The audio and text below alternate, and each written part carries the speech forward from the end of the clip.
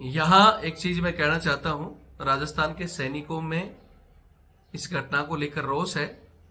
राजस्थान ही नहीं, भारत के तमाम जो पूर्व सैनिक है जहां जहां भी बैठे हैं, चाहे वो पूर्व सैनिक है या वर्तमान सैनिक है, जब भी इस तरह की घटना सामने आती है तो उन लोगों का खून उबाल मारता है।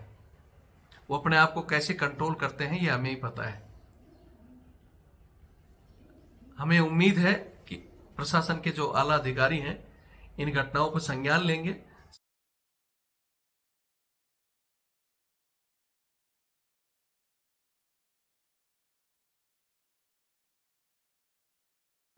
पुलिस को मैंने इन्फो किया, मेरे रात भर मैंने पुलिस का वेट किया और पुलिस साहब नहीं आई।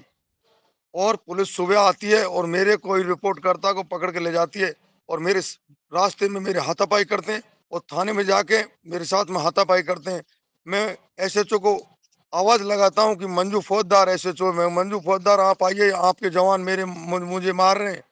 उसने आवाज सुनी, मुझे अटेंड नहीं किया और उसके बाद में ऑफिस में जाके बैठ गई, मेरे को नीचे डाल दिया, उन्होंने मेरे को मारा, उन्होंने थप्पड़ मारे मेरे को। जी जी जी। क्या आतंकी बता रहे भाई साहब के मारपीट भी करी है। तो देखो, हम ये कहते हैं कि देश में बहुत जगह ऐसे कांड हुए। आपने अभी ग्वालियर देखा था जी।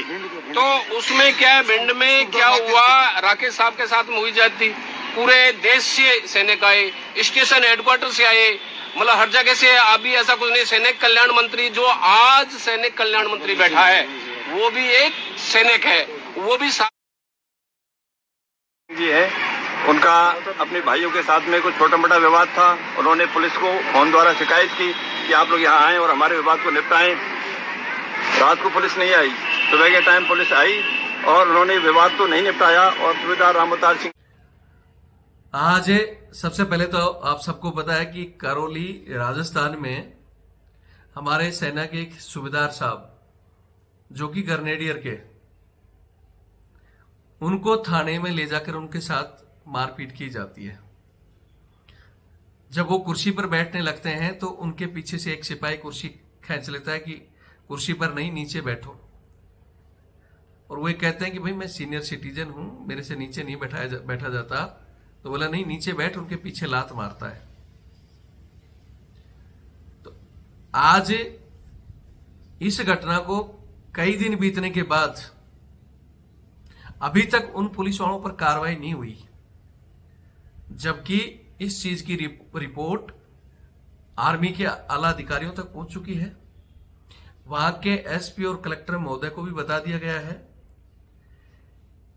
एक चीज और कहना चाहता हूं कि हमारे सैनिक कल्याण मंत्री जो कि खुद ग्रेनेडियर के ही हैं, राजवर्धन जी, आपका तंत्र इतना कमजोर है कि आप तक ये खबर या तो पहुंची नहीं, और पहुंची है तो फिर आप चुप क्यों हो, अभी तक कार्रवाई क्यों नहीं हुई।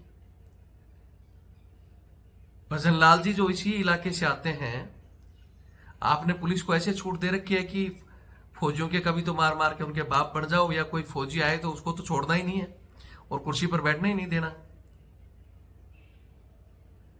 लोकतंत्र के अंदर जनता की सरकार होती है और ये जितने भी सरकारी ऑफिस हैं ये किसी अधिकारी के बाप की प्रॉपर्टी नहीं है, या जो भी वर्दीधारी, ये वर्दी दी जाती है जनता की रक्षा के लिए, ठीक है। और ये कुर्सियां जो ऑफिसों में एक्स्ट्रा रखी गई है ये जनता के पैसों की है।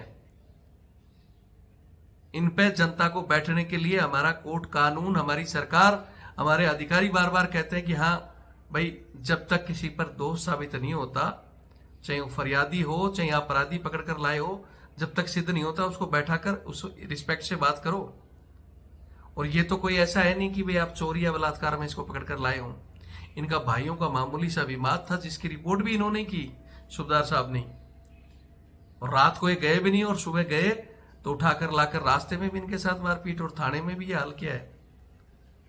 ये जो नारा है पुलिस का, आमजन में विश्वास और अपराधियों में भय, हकीकत तो यह है कि अपराधी फराटे से जाते हैं, कुर्सियों पर बैठते हैं, चाय पानी पीकर टेबल के नीचे से पैसे पकड़ाकर शान से आते हैं, और एक शरीफ आदमी थाने की तरफ जाते जाते डरता है।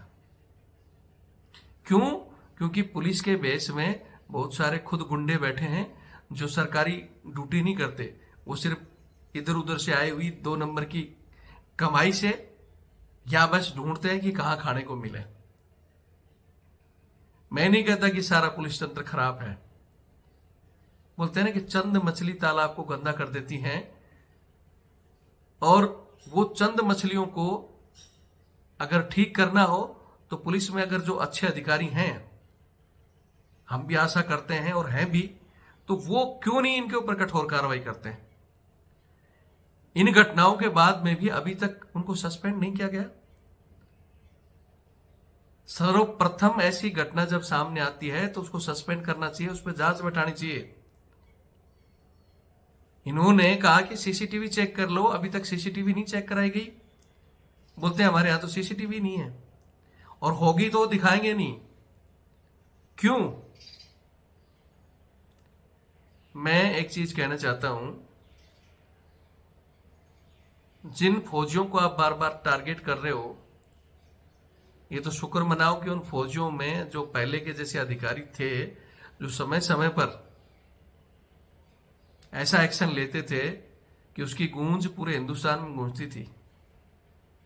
आज भी मैं एक चीज कहना चाहता हूं कि हमारे देश की मीडिया, हमारे देश की जनता, अगर फौजी कुछ कर देता है ना, अभी कुछ एक खबरें बीच में फौजियों की आई थी कि फौजी ने ये कर दिया, वो कर दिया, फौजी पागल है, बहुत जल्दी फौजियों को पागल बता देते हैं। लेकिन उनके पीछे घटना क्या थी, इसको नहीं देखा जाता कि फौजी आखिर पागल हुआ तो क्यों हुआ।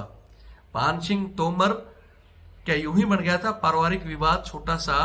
अगर पुलिस चाहती, वहां का प्रशासन चाहता तो वो हल हो जाता। लेकिन प्रशासन ने उनके साथ क्या किया और फिर उसका नतीजा क्या निकला।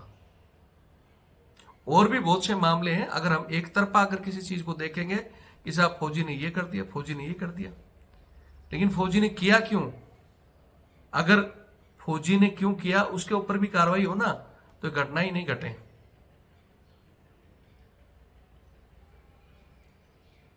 फौज को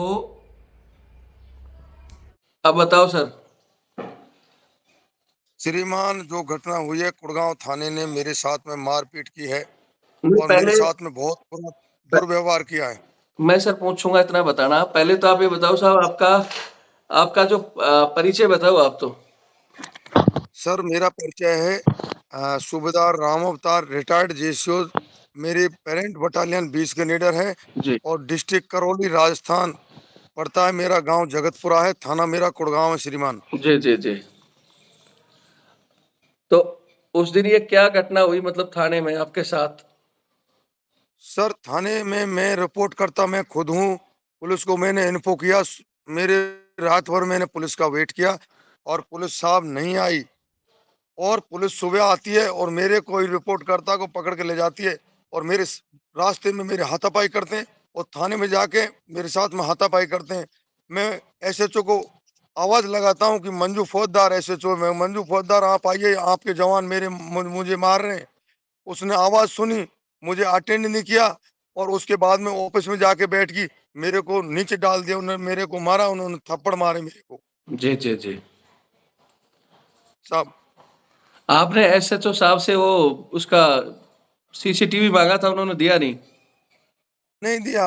अभी मैंने सीसीटीवी मांगने के लिए सर कैप्टन धारा सिंह और कैप्टन रेख सिंह साहब और सूबेदार रामोतार में खुद थाने में गया। मैंने कहा सर, घटना इस जगह की है, मुझे सीसीटीवी फुटेज चाहिए इसका। बोलो सीसीटीवी कैमरा ही नहीं है इसमें। बताओ, थाने के अंदर कैमरा नहीं है, हैं? अगर नहीं भी है तो फरियादी मैं हूँ। कल श्रीमान ज्ञापन दे दिया है रविंद्र जी जी और जी। सभी मेरे जो भी एक्स मैंने सभी को सूचित करना चाहता हूँ। ऑल राजस्थान की टीम बिल्कुल इसको संग, जब तक थाना कुड़गांव, पूरा थाना कुड़गांव सस्पेंड नहीं हो, जब तक सूबेदार रामोतार का ये प्रिंसिपल है, सूबेदार रामोतार रुकेगा नहीं। बिल्कुल बिल्कुल साहब, पूरा बिल्कुल साहब, पूरा राजवर्धन सिंह राठौड़ से मैं मिलूंगा, मेरा पर्सनल नंबर नहीं है साहब को, वो मेरे ग्रुप ग्रेनेडर रेजिमेंट के हैं साहब। मैं दे दूंगा नंबर आपको, राठौड़ साहब का नंबर मैं दे दूंगा आपको। वो 9 ग्रेनेडर के, मैं 20 ग्रेनेडर को साहब ओलंपिक नेता हैं मेरे बटालियन के। आज सैनिक कल्याण मंत्री, मुझे बहुत घमंड है साहब कि पहले सांसद थे, अब एमएलए हैं। जी जी जी। अब मैं दे दूंगा उनका नंबर, तो उनको भी बताओ। और अगर ये नहीं मानते हैं तो राजस्थान ही नहीं पूरा भारत का सैनिक मतलब करौली में जरूर पहुंचेगा, अगर नहीं उनको कार्रवाई नहीं होती तो उन कल लोगों के ऊपर। कल कल कम से कम 200-250 आदमी इकट्ठे हुए सर कल जी जी जी। करौली को, जब कलेक्ट्रेट में के सामने हमने मीटिंग की है बाग में, हम्म। और 200 सीधा 250 आपको मतलब 205 साहब इसको बंदे गए। सीधा कर लो, आपको इसको सामने देख कर नहीं बोल रहे, जैसे बोलो वैसे कर लो, आप सीधा कर लो कॉल को ऐसे। हाँ इनको अपशब्द बोले, इनको पूरी तरह से अपमानित किया गया। जब इन्होंने विरोध किया और अपना परिचय भी दिया कि मैं आर्मी का रिटायर्ड सूबेदार हूं, आप मेरे साथ तमीज से पेश आए, आप मानवता से बात करें। इनको बैठने को कुर्सी तक नहीं दी, और जब इन्होंने विरोध किया तो इनको अंदर ले जाकर के इनके साथ में अभद्र व्यवहार किया, यातनाएं दी गई। और जब इन्होंने कहा कि मेरी बात आप अपने थानेदार साहब से कराइए, एसएचओ साहब से बात कराइए, तो एसएचओ साहब को नहीं बुलाया गया। और बाद में एसएचओ साहब वहाँ पर लेडीज हैं, वो आई, इनको देख करके वापस चली गई, इनके साथ में कोई आवश्यक कार्रवाई उन्होंने नहीं की। तो इसी विषय में हम आज एकत्रित हुए हैं। हम एसपी साहब, कलेक्टर साहब से निवेदन करते हैं कि इस मामले में आवश्यक कार्रवाई करें। जो संबंधित कर्मचारी हैं उनके साथ में। अभी ठीक है सर? हाँ सही है साहब, हाँ बताओ। घर का भी फोटो आ रहा है मेरा, हाँ और बेसिक बिल्कुल बिल्कुल है। हर सोशल उसमें मैं बहुत भाग लेता हूँ। मेरी समाज में मेरी बहुत ही अच्छी मतलब मान सम्मान है, जी रेपुटेशन है। और मेरा फौज का जो आर्मी का जो पासबुक में करेक्टर लिखा हुआ है, नो रेड एंट्री नो कुछ नहीं, एग्जाम्पल मेरा करेक्टर बिल्कुल एग्जाम्पल रही है करेक्टर। और वैसे भी सर रविंद्र जी, मैं बीए बीएड एमए मैंने राजस्थान से किया हुआ है। महर्षि दयानंद सरस्वती यूनिवर्सिटी अजमेर से मैंने बीए बीएड एमए किया हुआ है श्रीमान। जी जी जी। क्योंकि आज घटना मेरे साथ में हुई है, कल किसी दूसरे एक्समैन के साथ में घटना घटित होगी श्रीमान, बिल्कुल बिल्कुल मैं बैठ जाऊंगा। मेरे पास में तो प्रूफ है, हो सकता है कोई ऐसा बंदा फंस जाए उसके पास में प्रूफ ना हो। बिल्कुल साहब, इतने दिनों से हम इसीलिए तो बोलते हैं कि भाई जो पुलिस अगर एक्समैन के साथ इस तरह का व्यवहार कर रही है तो बताओ वो आम आम तो पब्लिक ये के लिए तो बिल्कुल खतरनाक उस साबित होगी वो आम तो। आम आम नागरिक का, आम सिविलियन का क्या होगा जब एक फौजी को इस तरीके से दुर्व्यवहार कर रहे हैं। और जी और दोबारा तो उन्होंने मेरे को धमकी भी दिया है कि ज्यादा फौजी अगर एक्शन करेगा तो हम उसको अरेस्ट कर देंगे। लेकिन मैं बताता हूँ कि मेरे गांव आओ तुम, अरेस्ट कौन होता है? अरेस्ट तुम खुद हो जाएंगे, मेरे पास में तो आ जाओ, गांव तो आओ। बिल्कुल बिल्कुल नहीं बंदा यार, उल्टा पकड़ दूंगा घर। एसपी साहब नहीं आके जब तक छोड़ूंगा नहीं उनको। बिल्कुल नहीं। उनके ऊपर मैं कल घबराता आपने नहीं हूँ आजकल। एसपी साहब को एप्लीकेशन दे दी, जिला कलेक्टर साहब को। एसपी साहब को एसपी साहब को एप्लीकेशन दे दी साहब, कलेक्टर साहब को दे दी, हम्म, सोल्जर वो ओसी साहब, कर्नल नीलेंद्र चौहान साहब को एप्लीकेशन कल साहब पूरे एक्समैन ने कल पुटअप कर दिया एप्लीकेशन, जी जी मेमोरेंडम जी जी। ज्ञापन दे दिया है श्रीमान। तो उन्होंने आश्वासन दिया है ना कार्रवाई का? अब साहब देखो, आश्वासन तो देने से काम चलेगा नहीं, क्योंकि जब तक सस्पेंड नहीं हो थाना, जब तक आश्वासन हाँ जब आश्वासन जब पुलिस मानो जब उन पे कार्रवाई हो जाए। नहीं पुलिस अध्यक्ष महोदय से हम ये मतलब उम्मीद रखते हैं कि सर्वप्रथम तो उनको सस्पेंड किया जाए और फिर यस सस्पेंड यस, करके उनके ऊपर जांच बैठाई जाए। Right right sir. नहीं तो वो तो अगर वो अब अभी तक उनको सस्पेंड नहीं किया तो फिर वो तो सब भैया, चीजों को। मेरा तो छोटे भाई से थोड़ा नॉर्मल इत्तेफाक हुआ है। जी भाई जी तो अभी भी मेरे ट्रैक्टर को लेके खेत में भूसा भर रहा है। जी जी जी भाई से मेरा कोई इत्तेफाक नहीं है। भाई से मेरा डोमेस्टिक घरेलू प्रॉब्लम थी।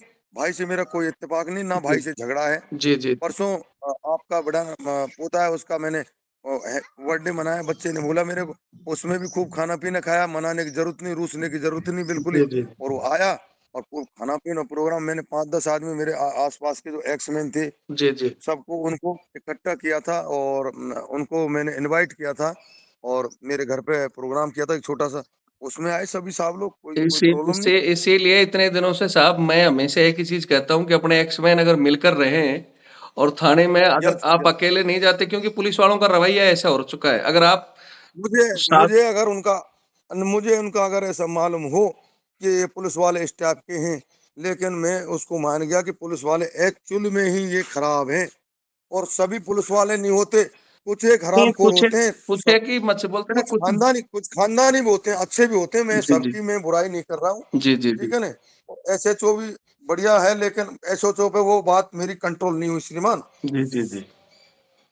और तो उसने बातों की एक आपको बात है कि नीचे एसएचओ ने मेरे को आपने अटेंड क्यों नहीं किया। आपने उनको बताया था कि भाई मैं आर्मी से सूबेदार रिटायर्ड हूँ, फिर भी उसने नीचे बैठने के लिए बोला आपको? मैंने उसको बोला भाई साहब मैं आर्मी का जेसीओ हूँ हाँ। और मैं नीचे नहीं बैठ सकता क्योंकि मैं आर्मी का जेसीओ में खड़े खड़े बात करूंगा। मेरे को बोलता है वो जवान आपको नीचे पटक देंगे हम। नहीं, मैं नीचे बोला यार क्यों? आप क्या बात कर रहे हो। आपने बोलना था ना भैया, कुर्सियां जो सरकारी है, ये थाना सरकारी है आपका प्राइवेट है? जो मैं मतलब कुर्सियां किस लिए रखी हुई है अगर नीचे बैठना है तो? जबकि आप अभी कुर्सी खींच ली उनने उनने कुर्सी खींच ली और मेरे को धक्का दे दिया। धक्का देने के बाद में मेरे को थप्पड़ों से व्यवहार किया उन्होंने, दुर्व्यवहार। जी फिर जी 3-4 सिपाही और आए। जब मेरे को चारों तरफ से लिपट गए, मैं अकेला आदमी, मैं अकेला पड़ गया और चारों तरफ से पकड़ के मेरे को मंजू फौजदार को आवाज लगाता रहा और आई नहीं। और आने के बाद में फिर उन्होंने बोले आप बैठिए नीचे। मैं बोला ठीक है आपके कहने से बैठ रहा हूँ, जवानों के कहने से नीचे नहीं बैठ रहा मैं। नहीं, उसने नीचे बैठाया एसएचओ ने आपको? बिल्कुल ऐसे तो बोला आप बैठो नीचे। मैं फिर लास्ट में मेरे पैर में एसएचओ थोड़ी का चोट नंबर लगी है थी क्या पहले। आपके आपके पास एसएचओ का नंबर है? नहीं है सर, नहीं है जो राइट बात होगी, मेरे पास में नंबर नहीं है। नंबर अगर एसएचओ का नंबर नहीं है। नंबर मिल जाए तो हम पूछेंगे उससे कि भाई उसने कैसे कह दिया नीचे बैठो एक आर्मी के। अरे कार्रवाई तो हाई लेवल से होगी सर, पूरी हाई लेवल से कार्रवाई होगी, आप टेंशन। मीडिया बिल्कुल। मीडिया वाले ने मेरे को सुबह ही फोन किया है, मीडिया वाले ने। हम्म। बोलो साहब आप टेंशन मत लो और आपकी कार्रवाई हमने नहीं, मैं आगे ये तक तो करेंगे। और बड़े न्यूज वाले हमारे पास है, मैं उसमें भी डलवा दूंगा, मैं आपके जितने भी है ना सब में। उसको डलवा देना। बिल्कुल। स्टेटस मैंने भेज दिया है पूरा उसको। जी जी। और वो एसएचओ बोल रही थी कल, हाँ हाँ। बोलो मैं आ जाती हूँ, मैं गलती मान लेती हूँ। हाँ मैं बोला गलती माफी नहीं दी जाएगी।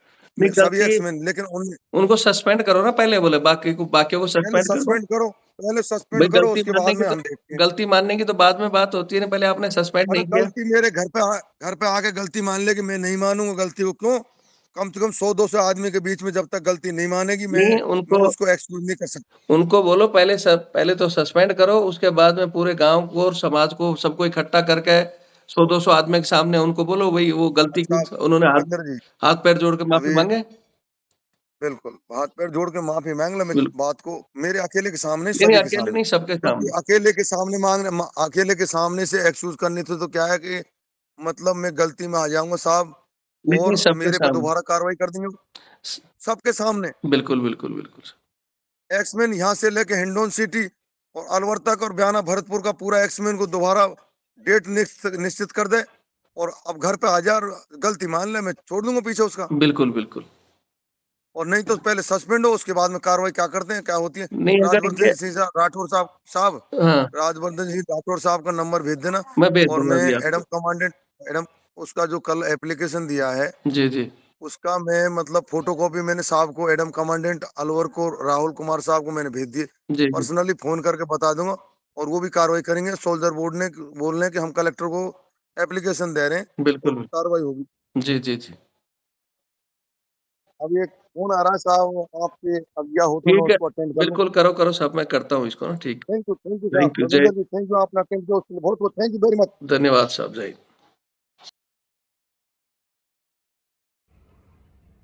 जय हिंद, जय भारत, वंदे मातरम। मैं रविंद्र फौजी। साथियों, अभी जो आपने ये छोटी छोटी क्लिप देखी हैं, ये करौली राजस्थान की है, जहां एक हमारे सूबेदार साहब, इनके भाई के साथ इनका कोई मामूली सा विवाद था। रात को इन्होंने पुलिस में फोन किया, लेकिन रात को पुलिस आई नहीं। लेकिन दूसरे दिन सुबह पुलिस आती है और इन्हीं को लेकर जाती है। जैसा कि इन्होंने बताया, रास्ते में भी इनके साथ मारपीट हुई और पुलिस स्टेशन में जब इनको ले गए तो वहां साहब ने बोला कि भाई वो बोले कि भाई बैठ जा, नीचे बैठ। तो इन्होंने बोला यार मैं एक सूबेदार हूँ, आर्मी से रिटायर्ड हूँ और सीनियर सिटीजन हूँ, मेरे से नीचे बैठने में तकलीफ है, मैं कुर्सी पे बैठ जाता हूँ। तो ये कुर्सी पे बैठने लगे तो कुर्सी के एक सिपाही ने मारी लात और ये नीचे पड़े और फिर इनके पीछे भी लात मारी। अचानक इनके साथ मारपीट शुरू कर दी। इन्होंने एसएचओ को आवाज लगाई, लेकिन एसएचओ वहां नहीं आई। बाद में साहब ने जो आगे बताया कि काफी देर बाद एसएचओ आई, वो 4-5 सिपाही और वो मिलकर इनको नीचे बैठाने की कोशिश कर रहे थे, नहीं बैठे। बाद में एसएचओ ने कहा कि बैठ जाओ और बाद में एसएचओ के कहने से साहब बैठे, लेकिन एसएचओ ने उन सिपाहियों पर कोई कार्रवाई नहीं की। कल इनकी टीम, जो वहां के करौली और हिंडौन की टीम है, वो थाने में भी गई है, एसएचओ को भी बताया है कि भाई ये घटना घटी है। लेकिन अब वो जो शेर बन रहे थे, क्योंकि मिट्टी के शेर है, हो सकता है बारिश आई तो बह गए दिखे, अब वो बोल रहे हैं कि हमने तो ये कुछ किया ही नहीं। साहब ने कहा कि भाई नहीं किया तो आप सीसीटीवी फुटेज देखो। बोले जी हमारे थाने में तो सीसीटीवी नहीं है, जबकि सुप्रीम कोर्ट का डायरेक्शन है सभी थानों में सीसीटीवी होगा, और जिस थाने में सीसीटीवी नहीं है या खराब है तो उसके जिम्मेवार उसके एसएचओ होंगे। सीसीटीवी में रिकॉर्ड भी होगा तो दिखाना नहीं चाहते, चलो एसएचओ और ये पूरी टीम तो मिली है ही। उसके बाद ये एसपी साहब के पास गए हैं, कलेक्टर साहब को ज्ञापन दिया है, और सोल्जर बोर्ड 20 तारीख को इन्होंने सोल्जर बोर्ड को भी एप्लीकेशन दी। उसके बाद में जो स्टेशन हेडक्वार्टर है वहां भी इन्होंने बताया। सबसे पहले तो इन्होंने जो कुछ दिन पहले चंबल में हुआ था राकेश साहब के साथ, लेकिन चंबल के मैंने उस दिन बताया था कि सैनिक एक्टिव हैं और वो एक्टिव 7 पूरे इकट्ठे हुए। बात वहां के भिंड के अधिकारियों तक पहुंची तो वहां एक कर्नल राउत साहब आए भी, वहां के जो स्टेशन हेडक्वार्टर के साहब है ब्रिगेडियर साहब, उन्होंने इन घटनाओं पर संज्ञान लिया। और ये साहब ने भी पहले उन्हीं को फोन किया था वहां के स्टेशन हेडक्वार्टर को, तो साहब ने बोला कि साहब ये जो, हालांकि मैं आपकी पूरी मदद करूंगा लेकिन हमारे अंडर में नहीं है, आप अलवर के जो कमांडर साहब हैं उनसे बात करो। तो इन्होंने अलवर के कमांडर साहब से बात की, उन्होंने कहा कि भाई एप्लीकेशन दे दो, तो इन्होंने एप्लीकेशन भी दे दी। और 20 से आज अभी हालांकि 3 ही दिन हुए हैं, एसपी और कलेक्टर साहब ने भी कहा कि हाँ हम कार्रवाई करेंगे, लेकिन जो स्थिति दिख रही है मेरे हिसाब से कार्रवाई नहीं होगी। अगर कार्रवाई करनी थी तो प्रथम दृष्टि जो स्थिति है उसको देखते हुए, वो जो जिस सिपाही ने इनको लात मारी है, जिन्होंने कुर्सी पर बैठने के लिए मना किया है, और जिस एसएचओ ने संज्ञान लिया, वो पूरी की पूरी टीम सस्पेंड होनी चाहिए थी। लेकिन अभी तक वो सस्पेंड नहीं हुई है। उल्टा साहब ने जैसे बताया कि इनको धमकी दे रहे हैं कि तेरे पे और मुकदमा लाद देंगे ज्यादा इधर उधर गया तो। मतलब पुलिस को कोई परवाह नहीं है, क्योंकि वो अपनी अभी उसी रवैये पर चल रही है। और इसका कारण है कि उनका जो लास्ट शोर है, उनकी जो कड़ियां हैं वो सपोर्ट करती हैं। और दूसरी तरफ हमारे हालांकि भिंड में सपोर्ट करने के लिए कर्नल साहब आए भी, और वहां हमारे सैनिक भी इकट्ठे हो गए, क्योंकि पूरा दबदबा था और उन्होंने चैलेंज भी दिया कि हिम्मत है तो आ जाओ। तो वहां मामला मतलब दबाया गया और वो बंदा लाइन हाजिर हुआ, सस्पेंड तो वहां भी नहीं हुआ, और वहां भी जांच जारी है। उसका कारण है कि हमारे कर्नल साहब तो गए तो थे, लेकिन एक गाड़ी लेकर 2 आदमी गए, वहां बैठकर चाय पानी पी के आके उन्होंने आश्वासन दे दिया और इन्होंने मान लिया। आश्वासन के ऊपर ये खरे उतरने वाले लोग नहीं है साहब।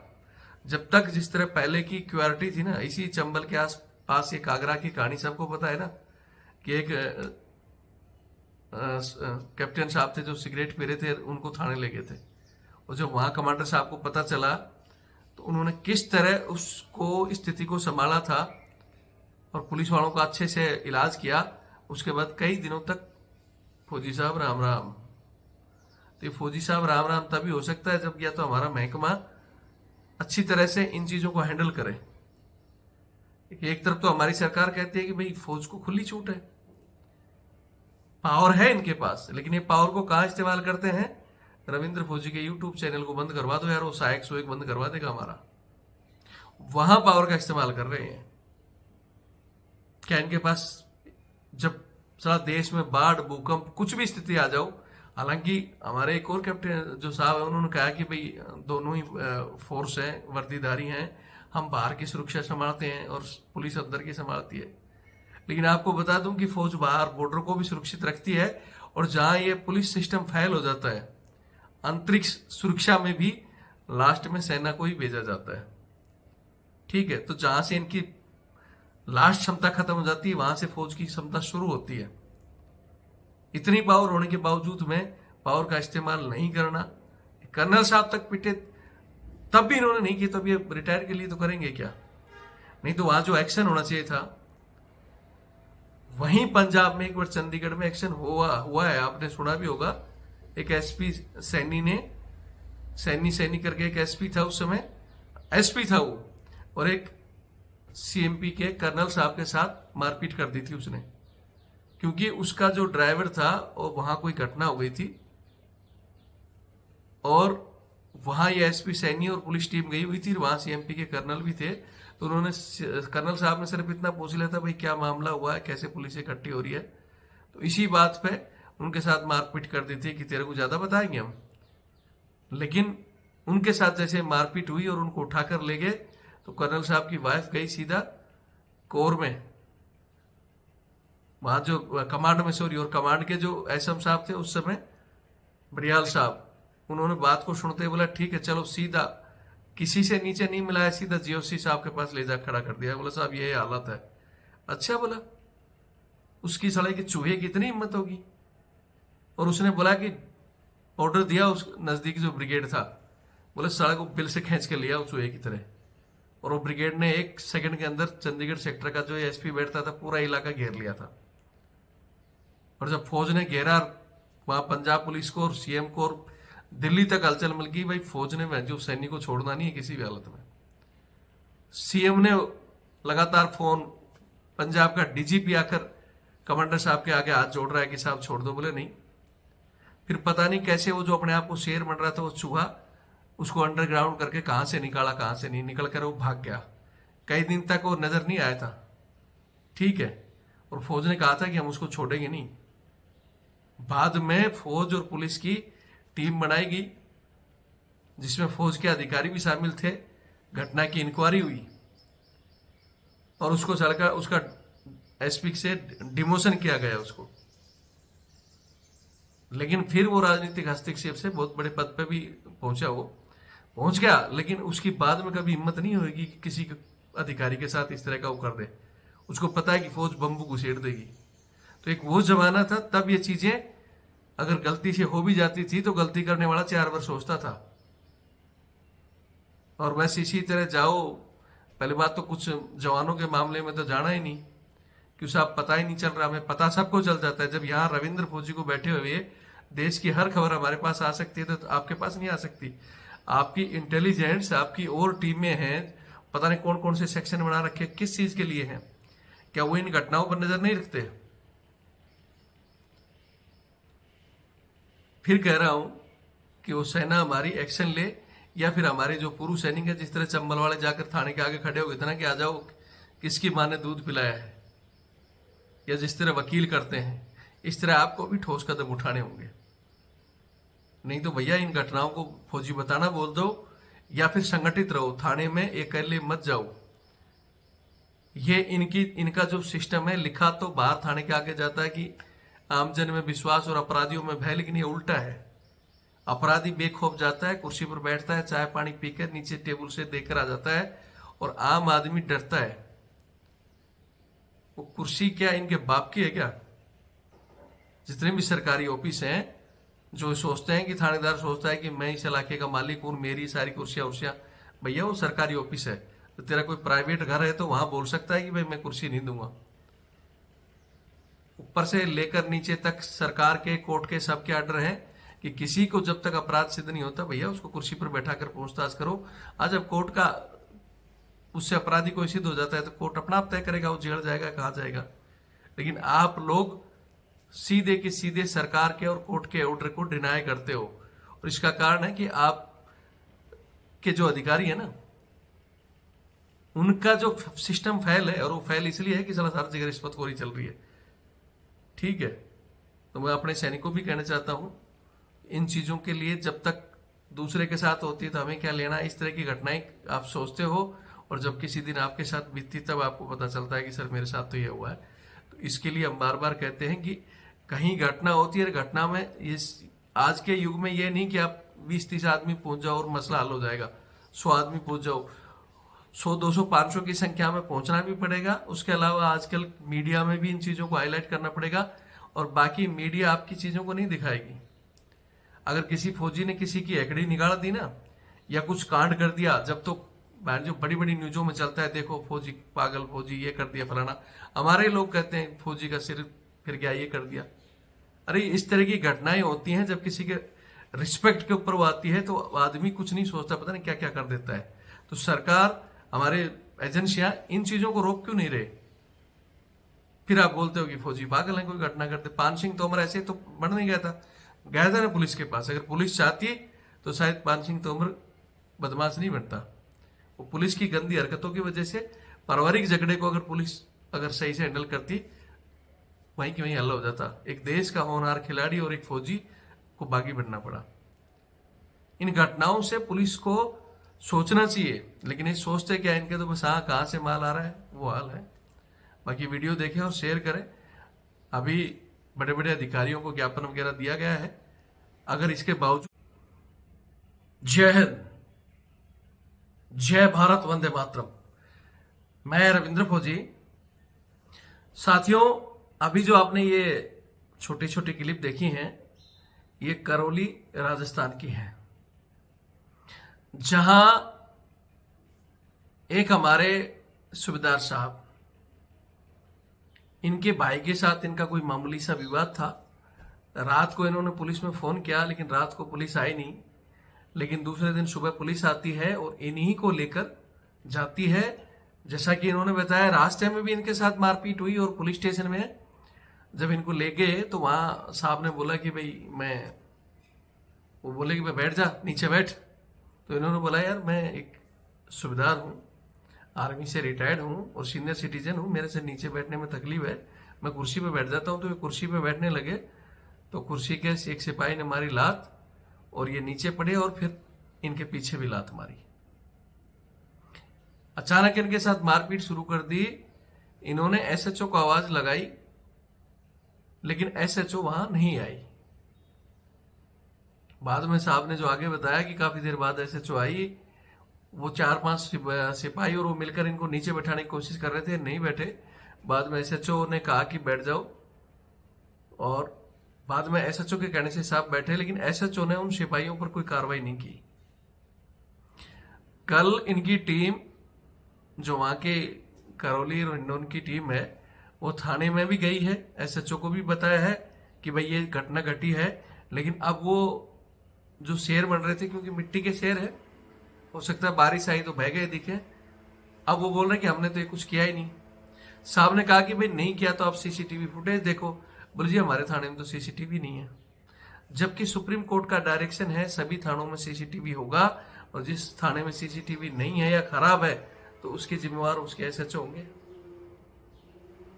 सीसीटीवी में रिकॉर्ड भी होगा तो दिखाना नहीं चाहते। चलो एसएचओ और ये पूरी टीम तो मिली है ही। उसके बाद ये एसपी साहब के पास गए हैं, कलेक्टर साहब को ज्ञापन दिया है, और सोल्जर बोर्ड 20 तारीख को इन्होंने सोल्जर बोर्ड को भी एप्लीकेशन दी। उसके बाद में जो स्टेशन हेडक्वार्टर है वहां भी इन्होंने बताया। सबसे पहले तो इन्होंने जो कुछ दिन पहले चंबल में हुआ था राकेश साहब के साथ, लेकिन चंबल के मैंने उस दिन बताया था कि सैनिक एक्टिव हैं और वो एक्टिव 7 पूरे इकट्ठे हुए।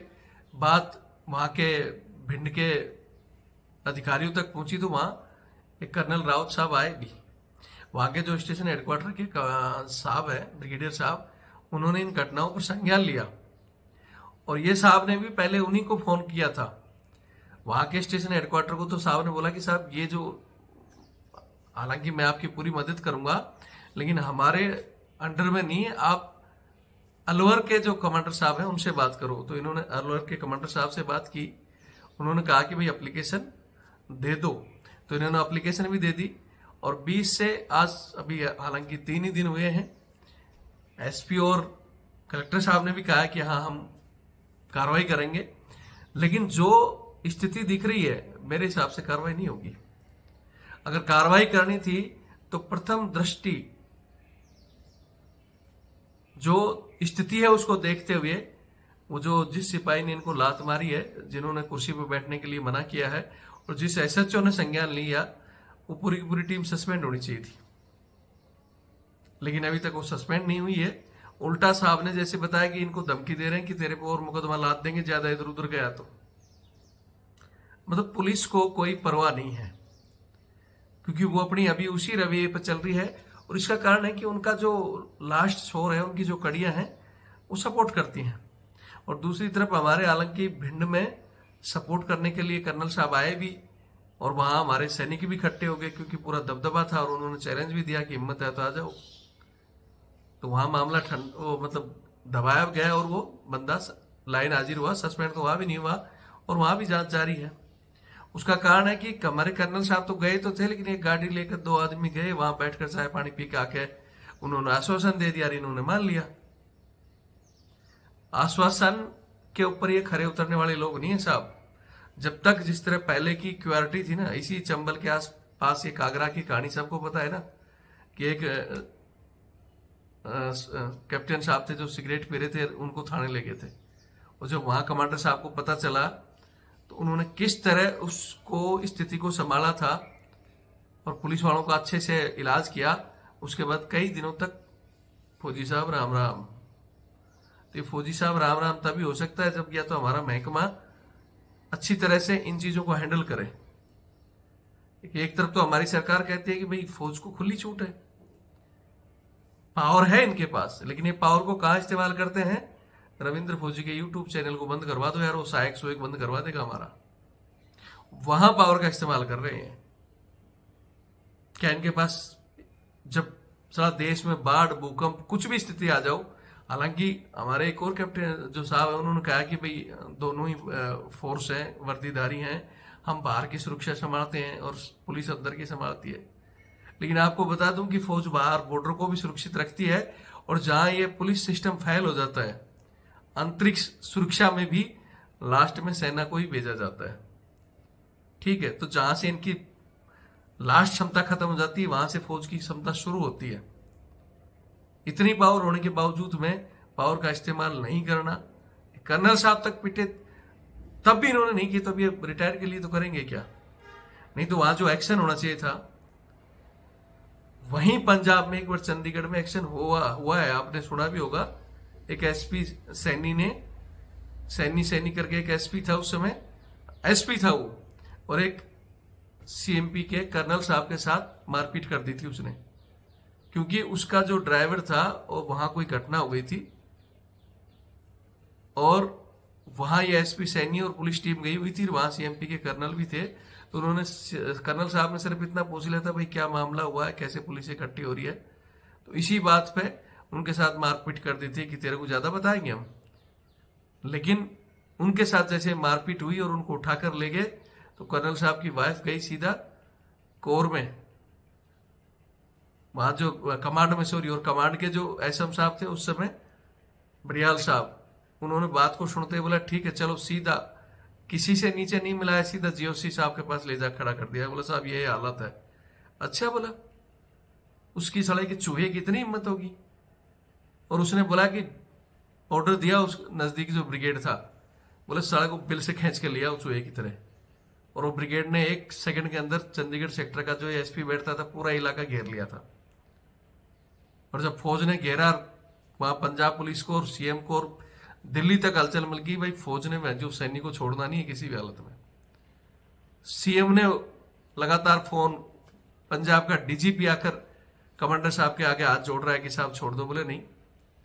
फिर पता नहीं कैसे वो जो अपने आप को शेर बन रहा था, वो चूहा, उसको अंडरग्राउंड करके कहां से निकाला कहां से नहीं, निकल कर वो भाग गया। कई दिन तक वो नजर नहीं आया था। ठीक है, और फौज ने कहा था कि हम उसको छोड़ेंगे नहीं। बाद में फौज और पुलिस की टीम बनाएगी, जिसमें फौज के अधिकारी भी शामिल थे। घटना की इंक्वायरी हुई और उसको चलकर उसका एसपी से डिमोशन किया गया उसको। लेकिन फिर वो राजनीतिक हस्तक्षेप से बहुत बड़े पद पे भी पहुंच गया, लेकिन उसकी बाद में कभी हिम्मत नहीं होगी कि किसी अधिकारी के साथ इस तरह का वो कर दे। उसको पता है कि फौज बम्बू घुसेड़ देगी। तो एक वो जमाना था, तब ये चीजें अगर गलती से हो भी जाती थी तो गलती करने वाला 4 बार सोचता था। और बस इसी तरह जाओ। पहली बात तो कुछ जवानों के मामले में तो जाना ही नहीं, क्यों साहब पता ही नहीं चल रहा। हमें पता सबको चल जाता है। जब यहाँ रविंद्र फौजी को बैठे हुए देश की हर खबर हमारे पास आ सकती है, तो आपके पास नहीं आ सकती। आपकी इंटेलिजेंस, आपकी और टीमें हैं, पता नहीं कौन कौन से सेक्शन बना रखे, किस चीज के लिए हैं। क्या वो इन घटनाओं पर नजर नहीं रखते?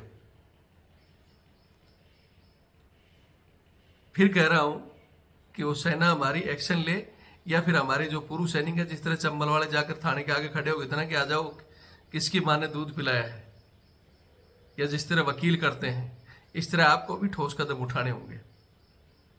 नहीं तो भैया इन घटनाओं को फौजी बताना बोल दो, या फिर संगठित रहो, थाने में अकेले मत जाओ। ये इनका जो सिस्टम है, लिखा तो बाहर थाने के आगे जाता है कि आमजन में विश्वास और अपराधियों में भय, लेकिन ये उल्टा है। अपराधी बेखौफ जाता है, कुर्सी पर बैठता है, चाय पानी पीकर नीचे टेबल से देकर आ जाता है, और आम आदमी डरता है। वो कुर्सी क्या इनके बाप की है क्या?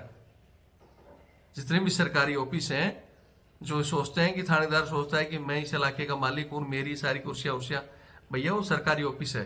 तो तेरा कोई प्राइवेट घर है तो वहां बोल सकता है कि भाई मैं कुर्सी नहीं दूंगा।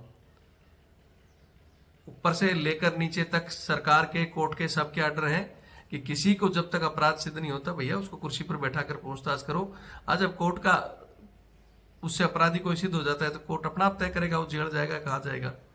लेकिन आप लोग सीधे के सीधे सरकार के और कोर्ट के ऑर्डर को डिनाई करते हो, और इसका कारण है कि आप के जो अधिकारी है ना, उनका जो सिस्टम फेल है, और वो फेल इसलिए है कि साला हर जगह रिश्वतखोरी चल रही है। ठीक है, तो मैं अपने सैनिकों भी कहना चाहता हूं, इन चीजों के लिए जब तक दूसरे के साथ होती है तो हमें क्या लेना। इस तरह की घटनाएं आप सोचते हो, और जब किसी दिन आपके साथ बीतती तब आपको पता चलता है कि सर मेरे साथ तो ये हुआ है। तो इसके लिए हम बार बार कहते हैं कि कहीं घटना होती है, घटना में इस आज के युग में ये नहीं कि आप 20-30 आदमी पहुंच जाओ और मसला हल हो जाएगा। 100 आदमी पहुंच जाओ, 100, 200, 500 की संख्या में पहुंचना भी पड़ेगा। उसके अलावा आजकल मीडिया में भी इन चीजों को हाईलाइट करना पड़ेगा, और बाकी मीडिया आपकी चीजों को नहीं दिखाएगी। अगर किसी फौजी ने किसी की एकड़ी निकाल दी ना, या कुछ कांड कर दिया, जब तो जो बड़ी बड़ी न्यूजों में चलता है, देखो फौजी पागल, फौजी ये कर दिया फलाना, हमारे लोग कहते हैं फौजी का सिर फिर गया, ये कर दिया। अरे इस तरह की घटनाएं होती हैं जब किसी के रिस्पेक्ट के ऊपर वो आती है तो आदमी कुछ नहीं सोचता, पता नहीं क्या क्या कर देता है। तो सरकार, हमारे एजेंसियां इन चीजों को रोक क्यों नहीं रहे? फिर आप बोलते हो कि फौजी पागल है, कोई घटना करते। पान सिंह तोमर ऐसे तो बढ़ नहीं गया था ना पुलिस के पास। अगर पुलिस चाहती तो शायद पान सिंह तोमर बदमाश नहीं बनता।